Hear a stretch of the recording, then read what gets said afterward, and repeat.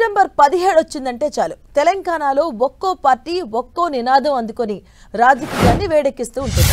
ఇక విమోచనం, విలీనం, విద్రోహం, జాతీయ సమగ్రత దినోత్సవం ఇలా ఒక్కో పార్టీ ఒక్కో రకంగా సెప్టెంబర్ 17ను నిర్వహిస్తూ ఉంటుంది.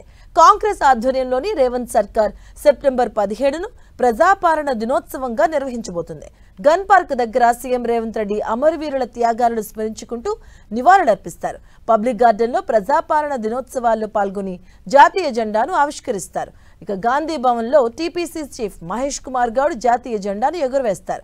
తెలంగాణ మంత్రులంతా జిల్లా కేంద్రాల్లో జాతీయ జెండాను ఎగురవేసి ప్రజాపాలన సంబరాలు నిర్వహించబోతుంది. ఇక మరోవైపు సెప్టెంబర్ 17ను తెలంగాణ విమోచన దినోత్సవంగా అధికారికంగా నిర్వహించారని అంటుంది బీజేపీ. ఈసారి కూడా పెరేడ్ గ్రౌండ్లో తెలంగాణ లిబరేషన్ డే ఉత్సవాలను ఘనంగా నిర్వహించేందుకు కేంద్రం సిద్ధమైంది.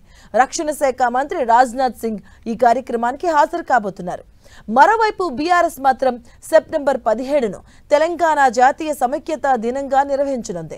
వామపక్షాలు మాత్రం రజాకార్ల అరాచకాలకు వ్యతిరేకంగా సాగిన సాయుధ పోరాటాన్ని గుర్తు చేసుకుంటూ తెలంగాణ విద్రోహ దినంగా పాటించాలని డిమాండ్ చేస్తున్నాయి. ఇక ఎంఐఎం కూడా 3 ఏళ్లుగా జాతీయ సమగ్రత దినోత్సవంగా సెప్టెంబర్ 17ను పాటిస్తుంది. ఇలా ఒక్కో పార్టీ ఒక్కో పేరుతో సెలబ్రేషన్స్ కు తెరలేపాయి. ఈసారి కూడా సెప్టెంబర్ 17 రాజకీయ సెగల్ని పుట్టిస్తుంది.